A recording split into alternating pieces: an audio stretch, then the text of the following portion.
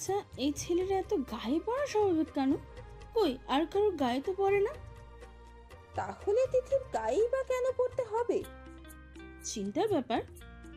কপট রাগ নিয়ে দাঁত কটমট করে সে অর্ণবের দিকে প্রশ্ন ছুড়ল।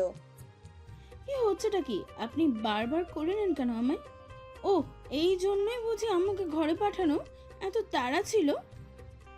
অর্ণব দাঁত কেলিয়ে ক্লোজ আপ একটা হাসি দিল, তারপর দুষ্টুমি ভরা কণ্ঠে বলল, শাশুড়ির সামনে কি তার মেয়েকে করে নেওয়া যায়? আমার লজ্জা করে গো। তিথি বিদ্রুপের স্বরে বলল, হাসলেন মিস্টার অর্ণব? লজ্জার আপনি? অসম্ভব। আপনার মাঝে ছিটে ফোটা লাজ লজ্জা থাকলে লোক ভর্তি কাজী অফিসে অন্তত পক্ষে আমায় কোলে নিয়ে ঢুকতেন না। দুনিয়ায় যত নির্লজ্জ লোকজন আছে তাদের ক্লাসিফিকেশন করলে আপনি ফার্স্ট ক্লাসিফিকেশনে পড়বেন। অর্ণব তিথির কথায় হেসেই ফেলল, চোখ জোড়া ছোট ছোট করে হাসি মুখে বলল, তাই নাকি? ফার্স্ট হব? তাহলে তো আমায় নিয়ে তোমার গর্ব করা উচিত দিদি পাখি। এমনকি ফার্স্ট পজিশনেও থাকতে পারেন। আপনি না, আপনি জাস্ট একটা অসহ্য টিপ্পা। নামান, আমার কোল থেকে নামান বলছি। হুম, সোজা বাসায় গিয়ে নামাবো। কি? আপনি আমায় কোলে করে নিয়ে যাবেন? ফাজলামি না? আমি আপনার কোলে থাকবো না। নামান বলছি, অসভ্য লোক। অর্ণব তিথির একটা কথাও কানে তুলল না। আপন মনে হাসতে হাসতে মনের সুখে হাঁটতে লাগলো সে। তিথিকে কোলে নিতে ছেলেটার একটুও কষ্ট হয় না, বরং ভালো লাগে। প্রতিটা মুহূর্তকে হৃদয় দিয়ে অনুভব করে সে। অনুভূতিটুকু যে বড্ড বেশি প্রশান্তিদায়ক তার কাছে। অর্ণবেরা বাসায় পৌঁছে দেখলো আসাদ খান বরিশাল থেকে চলে এসেছেন। আসাদ খান তিথিকে দেখেই নিজের বাম হাত দিয়ে বুকের বাম পাশে জড়িয়ে নিল। আদর ভরা সুরে একগাল হেসে বলল, আমার তিথিমা কেমন আছে? ভালো আছি স্যার, আপনি? আসাদ খান নিজের চোয়াল শক্ত করে ফেললেন, রাগে গজগজ করে বললেন, খবরদার তিথি, তুমি আমাকে স্যার ডাকবে না। বাবা যদি ডাকতে পারো তাহলে কথা বলবে, নইলে কথা বলার দরকার নেই আমার সাথে।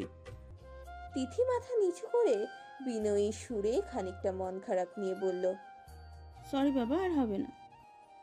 আসাদ খান সন্তুষ্টি ভরা হাসি হেসে তিথির মাথায় হাত বুলিয়ে বললেন, আমি জানি তুমি অর্ণবের উপর রেগে আছো মা, কিন্তু আমার উপর কি রাগ তোমার?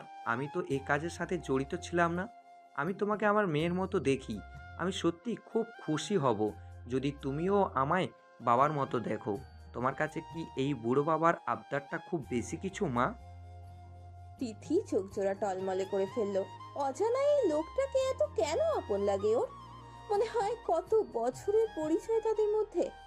ওনার আচার আচরণে যে কেউ বলবে তিথি ওনার আপন মেয়ে। কি অদ্ভুত না বিষয়টা! নিজের জন্মদাতা পিতা হয়েও মেয়েটার প্রতি কখনো আদর ভালোবাসা দেখায়নি, অথচ অর্ণবের বাবা। কথাগুলো ভাবতে ভাবতে তিথির গাল বেয়ে জল গড়িয়ে পড়লো। বাবার আদর কেমন হয় তা দেখেনি অভাগী মেয়েটা। আজ ওর 22 বছর বয়সে এসে যে তা দেখবে তা কল্পনার বাইরে ছিল। অর্ণব বুকে 2 হাত গুজে এক কোণে দাঁড়িয়ে দেখছিল ওদের দুজনের কীর্তি। তিথির কান্নার কারণটা ওর অজানা নয়। তিথির চোখের জল দেখে বুকটা জ্বলে যাচ্ছে অর্ণবের। প্রিয়তমার কপলের বিগলিত অশ্রু রাশি প্রিয়তমার প্রেমিককে দেয় কষ্ট ভারী। তাহার চোখের জল দেখিয়া সে প্রেমিকের বুক ভাসে আবার নয়ন খানি। তিথিকে কাঁদতে দেখে আসাদ খান ভড়কে গেলেন। ওনার ধারণা তিথিকে ধমক দেওয়ায় তিথি কাঁদছে। উনি বিপর্যস্ত গলায় বললেন, তোমাকে কিছু ডাকতে হবে না মা, তবুও তুমি কেঁদো না। আকস্মিক ভাবে তিথি আসাদ খানকে জড়িয়ে ধরলো। ঘটনাস্থলে আসাদ খান হতভম্ব হয়ে দাঁড়িয়ে আছেন। তিথি ওনাকে জড়িয়ে ধরে নীরবে কেঁদে ভাসালো। আচ্ছা, আজ যদি ওর বাবা ভালো হতো, যদি আর 5টা বাবার মতো হতো, তাহলে নিশ্চয়ই তিথিকে উনি বুকে জড়িয়ে ধরতো। কিন্তু তা তো কখনো হয়নি। মেয়েটা যে বড্ড অভাগী, আর এই অভাগী মেয়েটা আজ একটা বাবা পেয়েছে। তিথি যেন তাতে খুশির সীমা নেই। তিথি ভেজা গলায় আসাদ খানকে বলল, আমি আপনাকে বাবা না আব্বু ডাকতে চাই। আপনি কি রাগ করবেন তাতে? একদম না, আমার লক্ষ্মী মা আমায় আব্বু ডাকবে, তাতে কি আমি রাগ করতে পারি? আমি তো উল্টে আরো খুশি হয়েছি মা।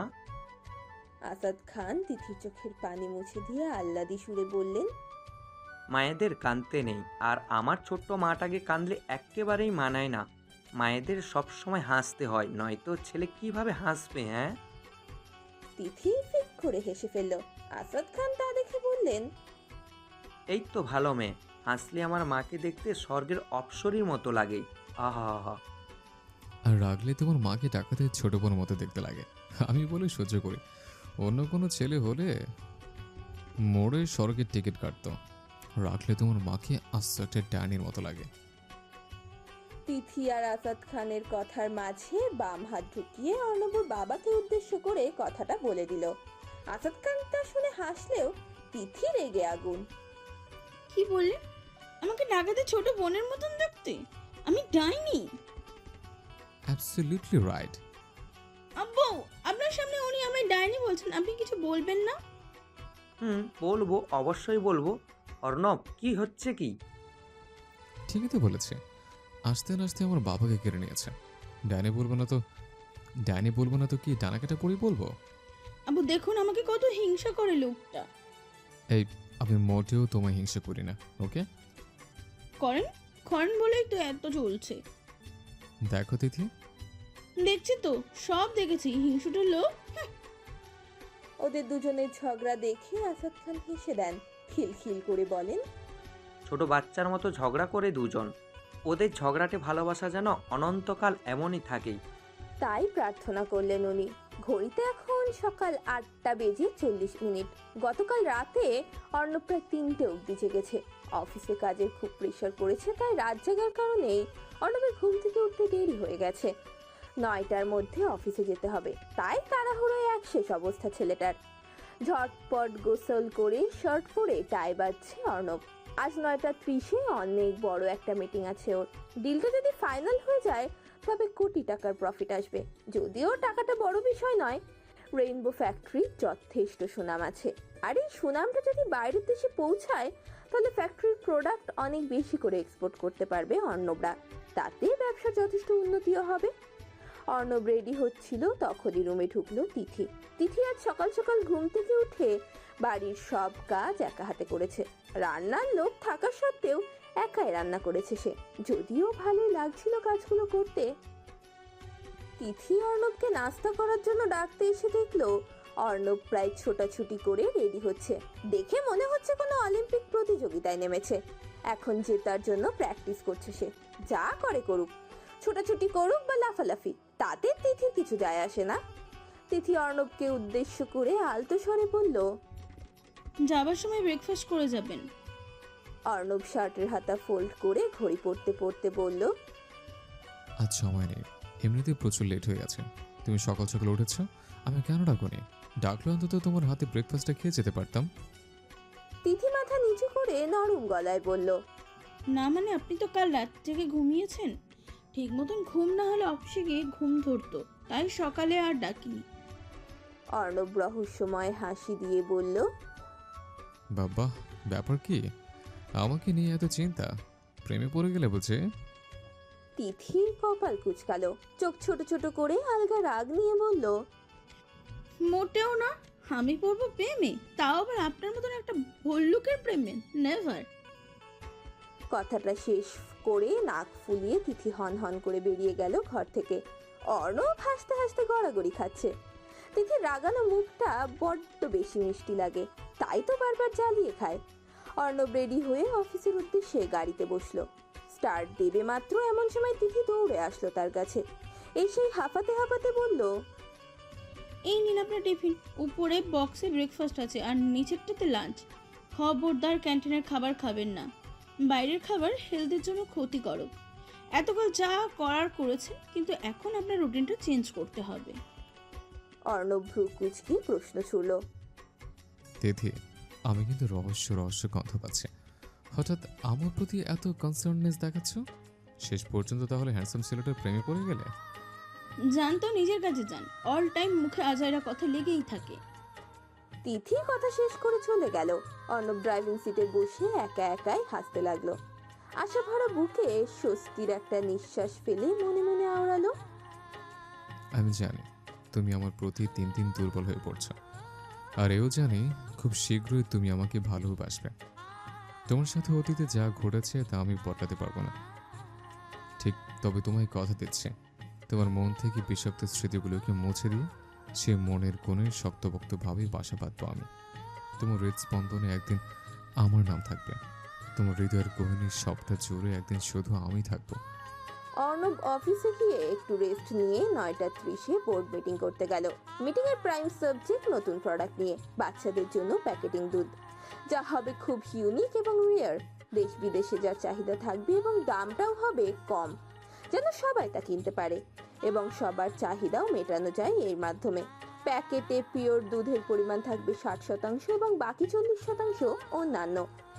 আইডিয়াটা সম্পূর্ণ অর্ণব এবং তিথির। তিথি যখন অর্ণবের পিয়ে ছিল তখন প্রোডাক্ট সম্পর্কে একদিন কথা উঠেছিল দুজনের। তিথি সেদিন একদলা আক্ষেপ নিয়ে অর্ণবকে বলেছিল, আচ্ছা স্যার, আজকাল কার ফ্যাক্টরির মালিকগুলো এত খারাপ কেন?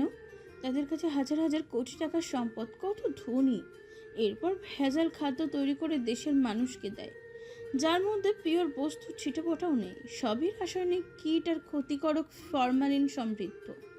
এমনকি একটা বাচ্চার কৌটো দুধের ভেজাল দ্রব্য মেশানো। একটা নবজাতক শিশু তার খাদ্য চাহিদা পূরণ, পুষ্টি বিকাশের আশায় মা বাবা তাকে বিভিন্ন ধরনের দুধ, হেলথ ড্রিঙ্কস ইত্যাদি খাবার খাওয়ায়, অথচ হয় কি, পুষ্টি বিকাশ তো দূরের কথা, বাচ্চাটা ভিতর ভিতর অসুস্থ হয়ে পড়ে, কত ধরনের ক্ষতি হয়। সবাই অসৎ ব্যবসায়ীদের জন্য হয় স্যার। সেদিন অর্ণব তিথির কথাগুলো খুব মনোযোগ দিয়ে শুনেছিল। তিথি ভুল কিছু বলেনি।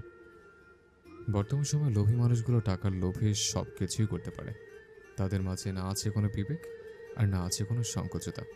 ওরা ভুলে যায় যে ওদেরকেও একদিন মরতে হবে, আর সেদিন এই বিশাল পৃথিবী থেকে একটা ফোঁটা পয়সা নিয়ে যেতে পারবে না। অর্ণব তিথির কথা ভাবছিল, তখনই সেখানে উপস্থিত থাকা এক ভদ্রলোক ডাক দিতেই অর্ণবের ভাবনার ছেদ ঘটল। তোমার আইডিয়াটা ভালো অর্ণব, ইয়াং জেনারেশনে যথেষ্ট ব্রিলিয়ান্ট ছিলে তুমি, তবে সব কিছুর মধ্যে ছোট্ট একটা বোকামি করে ফেলেছ। 60% পিওর মিল্কের মানে জানো তুমি?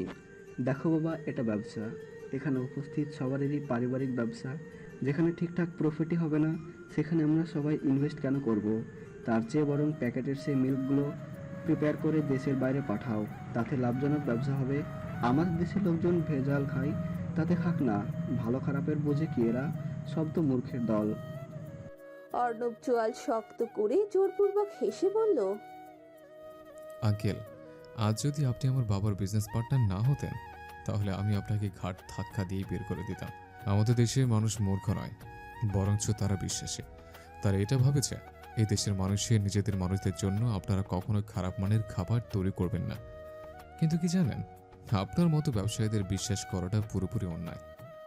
ফরেনে ভালো মানের ফুড এক্সপোর্ট করেন আর দেশের মানুষের জন্য ভেজাল, সে মনেও। অর্ণবের কথায় লোকটি তেলে বেগুনে জ্বলে উঠল। চেয়ার থেকে উঠে গিয়ে রাগে নাক মুখ লাল করে বলল, অর্ণব, আমাকে তুমি অপমান করছো? তোমার স্পর্ধা তো কম নয়। আমি যদি তোমাদের কোম্পানির সাথে সব ডিল বন্ধ করে দিই তাহলে কি হতে পারে একবার বুঝেছো? অর্ণব চেয়ারে বসা অবস্থাতেই ড্যাম কেয়ার অ্যাটিটিউড নিয়ে বলল, আমার সামান্য একটু লস হবে, এই তো নাকি? এর চেয়ে বেশি কিছু তো নয়। আপনি এখন আসতে পারেন। লোকটি রাগের জ্বালায় মিটিং রুম থেকে হন হন করে চলে গেল। অর্ণব চেহারায় সিরিয়াস ভঙ্গিমা এনে টেবিলের উপর দুই হাতের কোণই এলিয়ে দিয়ে এক হাত আর এক হাতের মুঠোয় বন্দি করে রেখে বেপরোয়া কণ্ঠে বলল, আমার যা বলার তা আমি বলে দিয়েছি। আপনাদের ভালো লাগলে টাকা ইনভেস্ট করবেন, নয়তো যেতে পারেন। দরজাটা বাম দিকে। ঘটনাস্থলের সবাই আবুলের মতো তাকিয়ে আছে অর্ণবের দিকে। এত অ্যাটিটিউড আজকাল দেখা যায় নাকি, তাও আবার বিনা পয়সায়।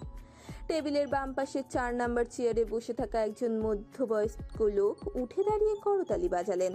উৎসাহজনক কণ্ঠে লোকটি বললেন, তোমার মতো অনেস্ট ছেলের বর্তমানে সময় খুব রিয়ার।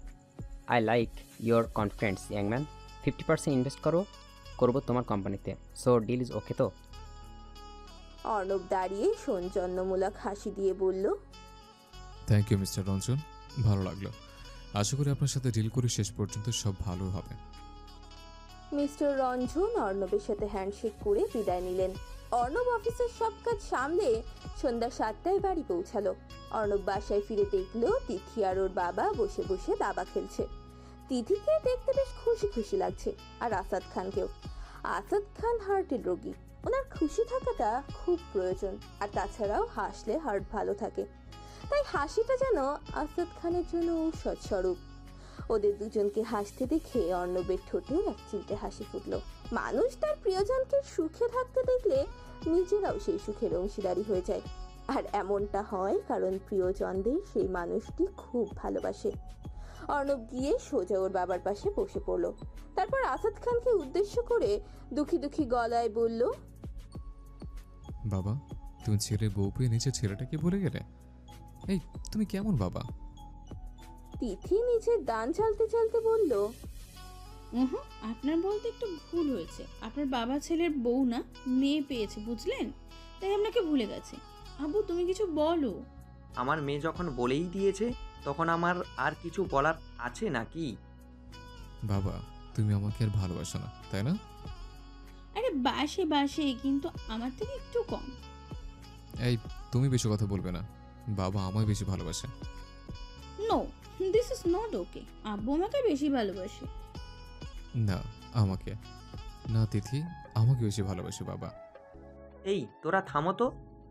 আমি তোমাদের দুজনকেই ভালোবাসি, আমার তিথি মাকেও, আমার অর্ণব বাবাকেও।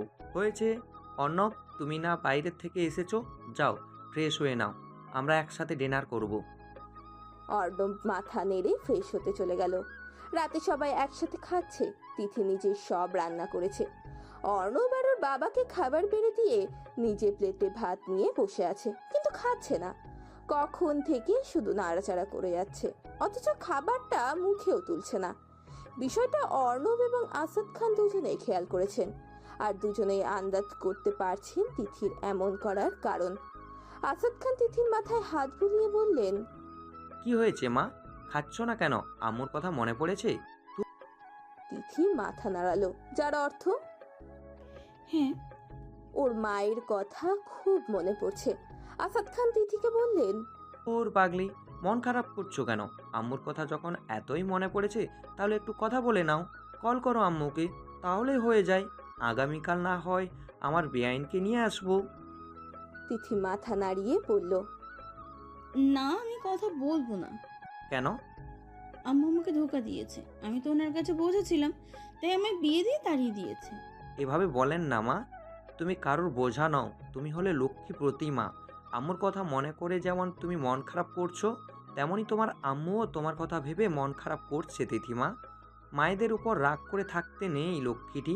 এখন হাঁ করো তো, খাওয়া শেষে আম্মুর সাথে কথা বলবে, বুঝছো? আসাদ খান তিথিকে নিজের হাতে খাবার খাইয়ে দিচ্ছে। তিথি এবার আর চোখের পানি আটকে রাখতে পারলো না, নীরবে কেঁদে ফেললো মেয়েটা। তিথি যখন অভিমান করে থাকতো তখন ওর মা ওকে এইভাবে খাইয়ে দিত। আসাদ খান তিথির চোখের জল মুছে দিয়ে তিথিকে পুরোটা খাবার খাইয়ে দিলেন। তিথির কান্না দেখে অর্ণবের মন খারাপ হয়ে গেল, আর তাই সে একটা ডিসিশন নিল। কি ডিসিশন আপনাদের সেটা পরে বলবো, কেমন? খাওয়া শেষে অর্ণব আর তিথি নিজেদের ঘরে গেল। তিথি আজ খুব চুপচাপ। অন্যান্য দিন হলে হয়তো বলতো, আমার থেকে 22 হাত দূরে থাকবেন, সবাই ঘুমাবেন। অথচ আজ সে কোনো কথা বলছে না, মন মরা হয়ে বিছানায় বসে আছে। তিথিকে এভাবে বসে থাকতে দেখে একদম ভালো লাগছে না অর্ণবের। অর্ণব তিথির সামনে বসলো। তিথির মায়ের নম্বরে ডায়াল করে তিথির কানে ধরলো ফোনটা। 2 বার রিং হতেই রিসিভ হলো কল। ওপাশ থেকে তথস্থ গলায় তিনি বললেন, কেমন আছো বাবা? তিথি আবেগী সুরে ভেজা গলায় বলল, আম্মু, আমি কেমন আছিস মা? ভালো আছি, তুমি? ভালো আছি আমি। তিথি ওর মায়ের সাথে প্রায় 8 ঘন্টা কথা বলল, তারপর ফোন রেখে দিয়ে আবারও একটু চুপচাপ বসে রইল। অর্ণবের খানিকটা চিন্তা হচ্ছে। অর্ণব আজই একজন ভালো সাইকিয়াট্রিস্টের সাথে কথা বলেছে, আর ডাক্তারের কথা মতো তিথির চুপচাপ থাকাটা ওর জন্য ক্ষতিকর হতে পারে, তাতে ওর মস্তিষ্কে প্রেশার পড়তে পারে। অর্ণব ড্রয়ার থেকে ওষুধ বের করে 4টা ক্যাপসুল ভেঙে 1 গ্লাস পানি সহ তিথির সামনে ধরলো। তিথি অবাক হয়ে তাকিয়ে আছে অর্ণবের দিকে, কারণ এই ঔষধগুলো তার অতি পরিচিত। সেই ছোটবেলা থেকেই তো এই ঔষধগুলো খেয়ে আসছে ও। তিথির মাথায় এখন একটা বড় প্রশ্ন চিন্তা ঘুরছে। আচ্ছা, অর্ণব ওগুলো কোথায় পেল? অর্ণবের হাতে ঔষধগুলো দেখে তিথি অবাক হয়ে তাকিয়ে আছে তার দিকে। মাথায় একটা বড় প্রশ্নচিহ্ন ঘুরছে।